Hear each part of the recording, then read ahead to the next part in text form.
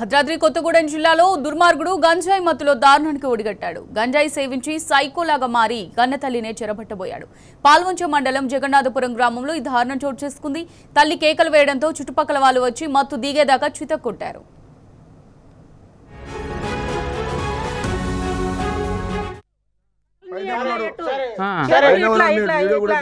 చేతులతోని ఇట్లా గట్టిగా పట్టుకొని నా మీద పడుతుండు. వాడిని పెట్రోల్ పోసి చంపుతాయి. వాడు బతికినా నేను బతకను. నా దగ్గర పడుకోవాలని నన్ను ఇబ్బంది పెట్టిండు. గంట సేపు మొత్తుకుంటున్నా వెనక ఇంటి వాళ్ళు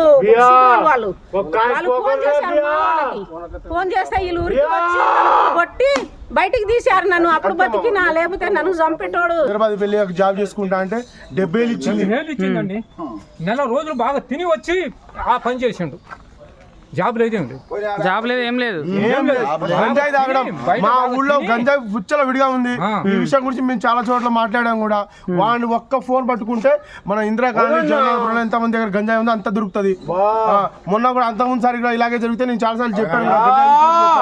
వాడికి ఇంట్లో గంజాయి దొరికింది, వాడు వదిలిపెట్టారు. ఒకసారి తీయండి అన్న. మానమగం చేసిండా? అవునన్నా, చేసిన. అందరు ఉన్నారు కదా. బాబా ఏం చేసిండు? ఏం చేసిండు?